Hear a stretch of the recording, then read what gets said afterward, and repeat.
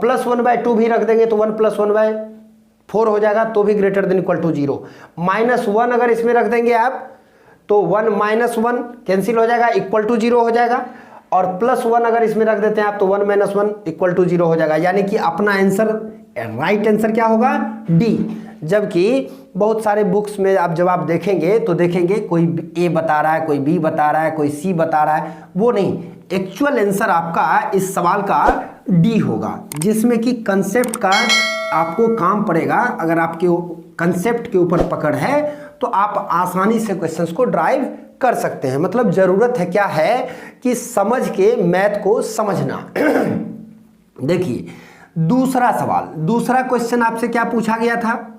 दूसरा सवाल था जो थोड़ा गौर करिएगा, एक चीज हम समझाना चाह रहे हैं।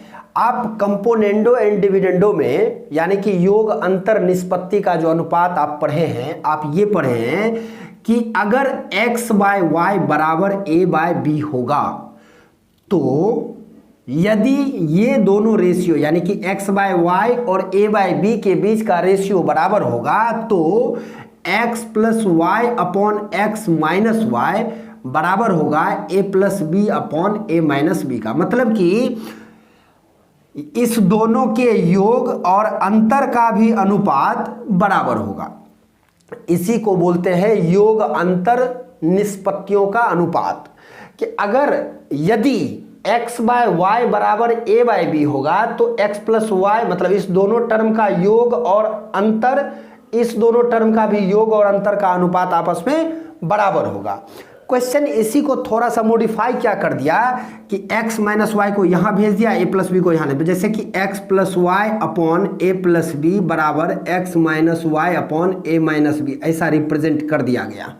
तो कोई बात नहीं, आप इस वैल्यू को फिर से यहाँ ले आइए और इस वैल्यू को फिर से यहाँ ले आइए। यही सवाल था, इसी से बेस्ड थे क्वेश्चन आपके, यहाँ से रखे गए थे और इस फॉर्म में आना था। जबकि इस फॉर्म से इस फॉर्म में जैसे आप आए हैं वैसे क्वेश्चंस आपसे पूछा गया था इस फॉर्म में और आपको जाना था इस फॉर्म में। सवाल क्या था, थोड़ा सा समझने का प्रयास अगर करें तो क्वेश्चन आपका ये था दूसरा सवाल कि x + b upon a + b बराबर x - b upon a - b।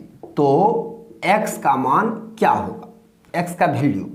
अब आप देखिए इस वैल्यू को अगर आप यहाँ रख लेते हैं और इस वैल्यू को अगर आप यहाँ रख लेते हैं, मैंने इंटरचेंज इसको यहाँ और इसको यहाँ ले आते हैं तो फॉर्म आ जाएगा x + b upon x minus b बराबर a + b upon a - b। अब देखिए योग अंतर का अनुपात हो गया कि नहीं, यानी कि x और b कह सकते हैं इसको कि x अपॉन b बराबर a अपॉन b। सोचिए कि अगर x/b और a/b का अनुपात बराबर होगा तो x/b के योग और x/b के अंतर का a और b के योग और a और b के अंतर से भी अनुपात आपस में बराबर होगा। तो ये b आपका कैंसिल हो जाएगा, जो x का मान होगा वो क्या होगा, a हो जाएगा। समझ गए होंगे मेरी बात को। ये आपसे पूछा गया था दूसरा सवाल। तीसरा सवाल आपसे मेंस में क्या रखे गए थे, थोड़ा सा गौर करिएगा, आसान सवाल पूछे गए थे, मेंसुरेशन के क्वेश्चन थे।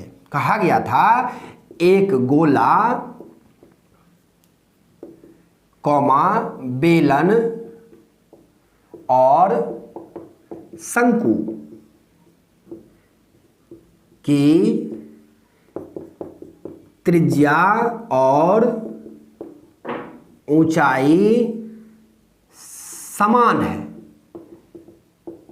तो उनके वक्र पृष्ठ क्षेत्रफल का अनुपात यानी रेशियो अनुपात क्या होगा, ऐसा था। मतलब ये था कि एक स्फीयर था, गोला था, एक सिलेंडर था और एक शंकु था। यहां तक दिख रहा होगा आपको, हाँ ठीक। अब क्या था कि इसके त्रिज्या और ऊंचाई समान है, यानी रेडियस इसका अगर r है तो इसका भी रेडियस r है, इसका भी रेडियस r है, इसका ऊंचाई अगर मान लीजिए कि 2r है, मान क्या लीजिए कि रेडियस r है तो ऊंचाई 2r है, तो इसका भी ऊंचाई क्या है 2r है और इसका भी ऊंचाई क्या है 2r है। वक्र पृष्ठ क्षेत्रफल का अनुपात क्या होगा, तो गोला में वक्र पृष्ठ क्षेत्रफल यानी कर्व एरिया क्या होगा 4 पाई r स्क्वायर, जानते होंगे। बेलन का वक्र पृष्ठ क्षेत्रफल क्या हो जाएगा 2 पाई r h, और शंकु का क्या हो जाएगा तो पाई r l। अब यहां पे एक पॉइंट क्या है कि l क्या है, l मतलब लेटरल हाइट को बोला जाता है, यानी कि ये जो तिरछी ऊंचाई आप देख रहे हैं इसको l बोला जाता है। 90 डिग्री एंगल के कारण आप कह सकते हैं ये जो l होगा ये under root 2r square plus r square होगा, यानी 4r स्क्वायर 5r स्क्वायर, तो r बाहर हो जाएगा तो r इंटू रूट 5 होगा। आई थिंक आपको यहाँ पे दिख रहा होगा, बिल्कुल। तो अब आप देखिए कि l का मान आप निकाल चुके हैं कि स्लेंट हाइट यानी लेटरल हाइट क्या होगा तो r इंटू रूट 5, इसी के बीच का रेशियो आपसे पूछा गया है, तो पाई कैंसिल हो गया। यहां देखिएगा 4r स्क्वायर मतलब r का मान r है तो 4r square is to 2r into h का मान 2r is to r, l का मान r इंटू रूट 5। अब आप देखिए r स्क्वायर r स्क्वायर यानी 4 इज टू रूट 5, ये रहा अपना आंसर। समझ गए होंगे। अगर आप इस क्वेश्चंस को समझ गए होंगे या समझते होंगे तो इतना बनाने का कोई ज़रूरत नहीं है, आप डायरेक्ट आंसर पे जा सकते हैं, बशर्ते कि आपके ऊपर कंसेप्ट रहना चाहिए। समझ रहे हैं बात को, आपको कंसेप्ट के ऊपर पकड़ होनी चाहिए, तभी आप उस क्वेश्चंस को आईजी वे में बना सकते हैं और अपने इंटेलिजेंसी को यूज कर सकते हैं। चलिए तीसरा सवाल क्या था, तीसरा क्वेश्चन था आपका ज्योमेट्री से रखा गया था सवाल। तीसरा सवाल क्या था, तीसरा नहीं चौथा ना दोस्त, 3 तो हो गया आपका, चौथा क्वेश्चन आपका, चौथा सवाल क्या था, चौथा क्वेश्चन था कि माना पी क्यू आर एक त्रिभुज है। एकदम आसान सवाल पूछे गए थे आपसे। माना पी क्यू आर एक त्रिभुज है तथा ओ वृत्त ओ त्रिभुज के अंदर कोई बिंदु है, तब एक फिगर दे दिया गया था आपको, P Q R और इसके अंदर O रखा गया था और आपसे 4 ऑप्शंस रखे गए थे कि पहला ऑप्शन था आपका OP plus OR is less than PR, दूसरा ऑप्शन था आपका OR plus RQ is less than OQ, तीसरा ऑप्शन था आपका OP plus OQ is greater than PQ और चौथा ऑप्शन था आपका OR minus OQ is greater than RQ। अब आप देखिए एक चीज को कि OP plus OR is less than PR, यानी कि एक सिद्धांत होता है ट्रेंगल में कि ट्रेंगल तभी पॉसिबल होगा जब दो भुजाओं का योग तीसरी से बड़ा होगा, या आप कह सकते हैं किसी त्रिभुज में दो भुजाओं का योग तीसरी भुजा से हमेशा बड़ी होती है, सदैव बड़ी होती है। तो लेस देन का तो ये दोनों कंसेप्ट तो आपका काम करेगा ही नहीं, ग्रेटर देन का 2 कंसेप्ट है। अब आप देखिए OP plus OQ is greater than PQ, यानी OP plus OQ is greater than PQ, यानी अपना आंसर क्या हो जाएगा C। समझ रहे होंगे मेरी बात को। आइए हम लोग देखते हैं कि नेक्स्ट क्वेश्चन आपसे क्या रखे गए थे।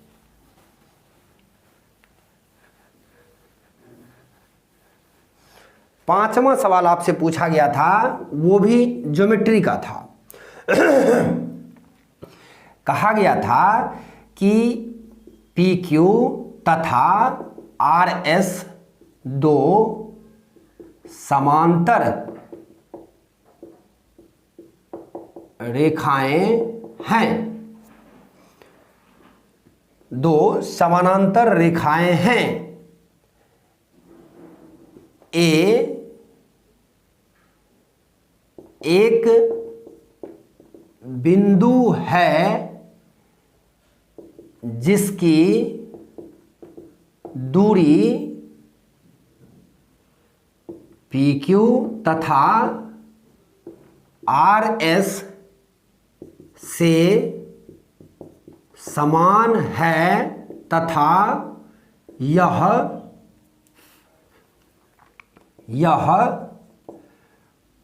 उन दोनों रेखाओं के मध्य है। ठीक है, मध्य है।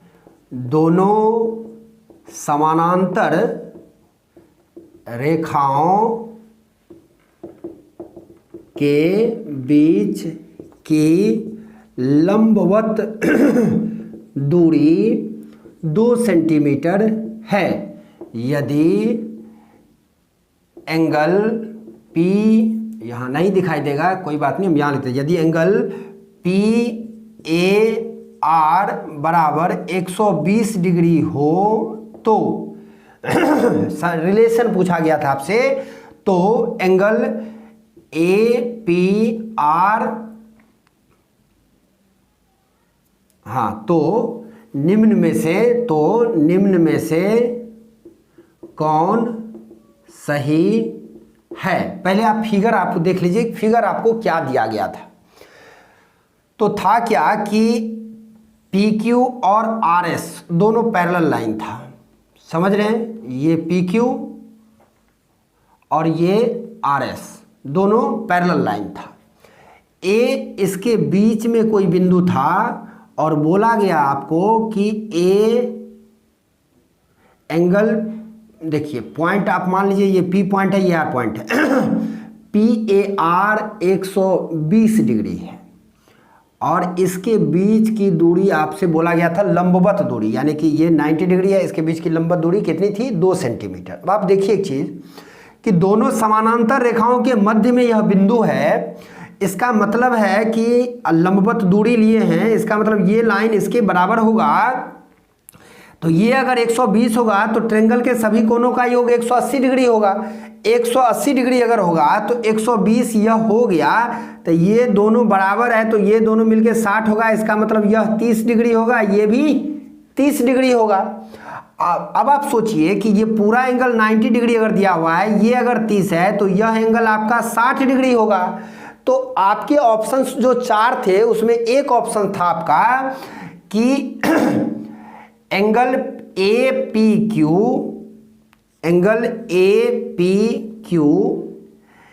Is equal to 2 times of angle APR। बात समझ रहे हैं कि ये 30 डिग्री है, इसका दुगुना APQ, यानी APQ ये जो एंगल है ये इस एंगल का 2 टाइम्स है। ऐसा एक ऑप्शन 4 में एक ऑप्शन आपके इस तरह से रखे गए थे, तो आपके आंसर ना ये हो जाएंगे। कुछ आदमी सोच रहे होंगे कि भाई इसके बीच की लंबवत दूरी 2 सेंटीमीटर है, तो आप जान लीजिए कि एग्जाम में आपको इस तरह के डाटा दे दिए जाते हैं कि आप उस डाटा के ऊपर थोड़ा सा विचार कीजिए और आपका समय अपना आप बर्बाद कीजिए। तो अगर आप स्मार्ट हैं, इंटेलिजेंट हैं, तो आप समझ जाएंगे कि ऑप्शन को देखकर जब एंगल के बीच का रिलेशन हमको ऑप्शन में रखा गया है तो उस 2 सेंटीमीटर का हमको कोई ज़रूरत नहीं है। समझ रहे होंगे मेरी बात को। इसलिए एग्जाम में क्वेश्चन बनाते समय कभी भी घबराना नहीं चाहिए और इत्मीनान से आपको सवाल को देख करके समझ करके बनाना चाहिए। तो समझ गए। तो नेक्स्ट क्वेश्चन आपसे रखा गया था, निम्न में से कौन परिमेय संख्या है। समझ रहे हैं।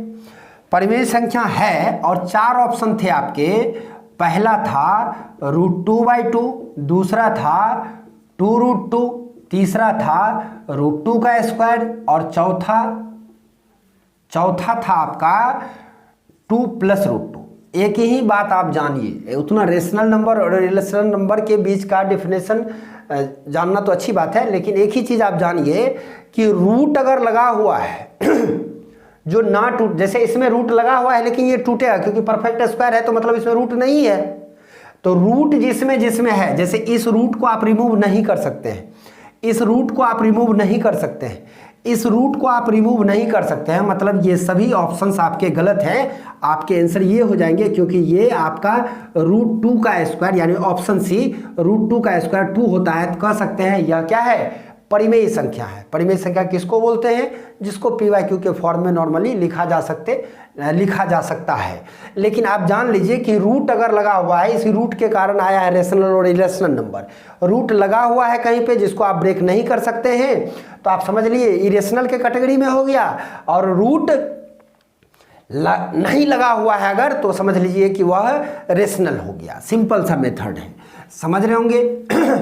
एक और सवाल आपसे पूछा गया था जो बिहार एक्साइज मेंस में भी पूछा गया था, और वहाँ और यहाँ दोनों जगह रिपीट कर दिए गए थे। क्वेश्चन को थोड़ा सा चेंज किया गया था। देखिए क्या था सवाल कि लास्ट सवाल है आपका। सवाल था कि निम्न में से कितने 9 के अंक हैं जिसके पहले 5 हो तथा बाद में 3 ना हो। समझ रहे होंगे मेरी बात को, 3 ना हो।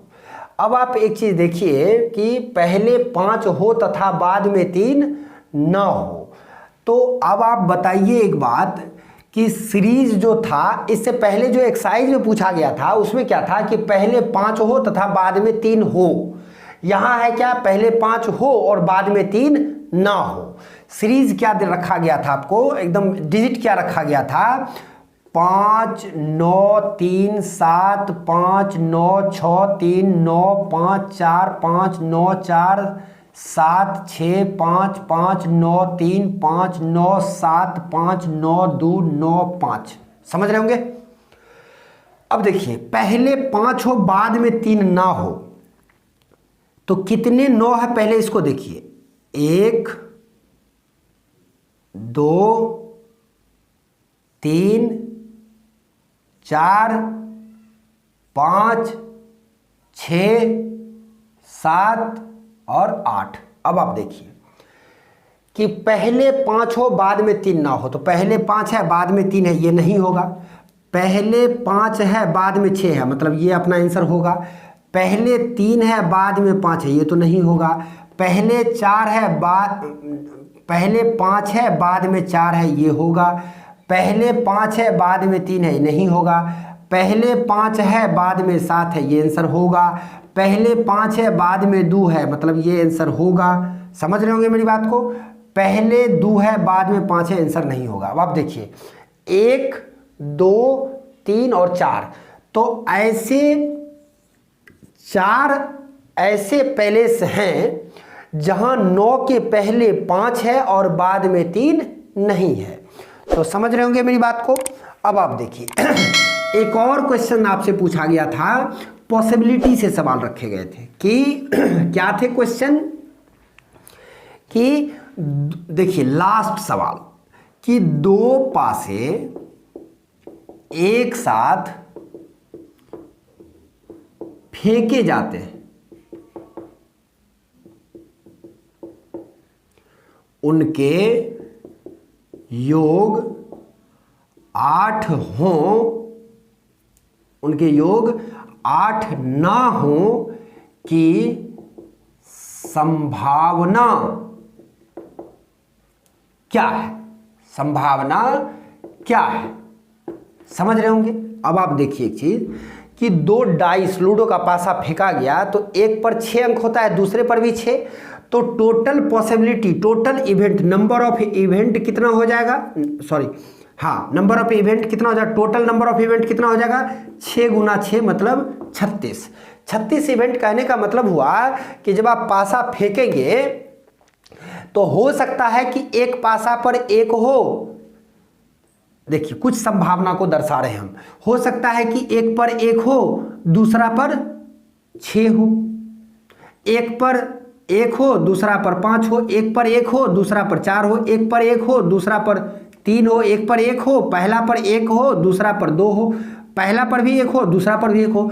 तो सिर्फ ये एक कंडीशन बना। अब हो सकता है पहला पर 2 हो, दूसरा पर 6 हो, पहला पर 2 हो, दूसरा पर 5 हो, पहला पर 2 हो, दूसरा पर 4 हो। इस तरह से टोटल पॉसिबिलिटी कितने बढ़ेंगे, 36। अब सवाल कर रहा है कि उनके योग 8 ना हो। तो अब आप देखिए कि इस तरह से जो 36 सेट तैयार होगा उसमें से 8, मतलब कि दोनों पासा को फेंके जाने पर अंकों के योग 8 होने की संभावना क्या है, पहले इस पर बात कीजिए। तो 8 होने के लिए पहला पर 2 हो, दूसरा पर 6 हो, पहला पर 6 हो, दूसरा पर 2 हो, पहला पर 3 हो, दूसरा पर 5 हो, पहला पर 5 हो, दूसरा पर 3 हो, पहला पर 4 हो, दूसरा पर 4 हो। कहने का मतलब है कि 1 2 3 4 5 तरीके ऐसे हैं जिसमें 8 होगा। यानी इस तरह से जो 36 बनेगा, इसमें से 36 पेयर तैयार होगा, इसमें से 5 पेयर ऐसा होगा जिसमें योग 8 होने की संभावना है। तो 31 तरीका, मतलब 36 माइनस 8 ना, हाँ, तो 5 तरीका ऐसा होगा जिसमें से योग 8 होने की संभावना होगी। तो टोटल 36 में से 5 अगर हटा देंगे तो 31 पेयर, मतलब 31 बार घटना ऐसा होगा जिसमें योग 8 नहीं होगी। तो अब आप सोचिए कि टोटल 36 इवेंट में से अगर 31 इवेंट में 8 नहीं होगा तो आंसर हो जाएगा 31/36, जिसमें 8 योग ना हो। कुछ लोग इसको ऐसे भी बनाते हैं कि 5 में माने 8 होने की संभावना है, तो 8 होने की संभावना 5/36, और टोटल इवेंट 1 में से आप माइनस कर लेंगे तो 31/36। आप ऐसे भी बना सकते हो, या आप अगर समझ गए होंगे तो 5 आप देख रहे हैं जिसमें योग 8 है, तो अंडरस्टूड है कि 31 पेयर ऐसा होगा जिसमें योग 8 नहीं होगा। तो चलिए कोई बात नहीं, काफ़ी समय लग चुका है। इन्हीं के साथ आज का क्लास हम लोग यहीं पे ख़त्म करते हैं। मिलते हैं अगले लेक्चर में, तब तक के लिए आपका दिन शुभ मंगलमय हो। बाय।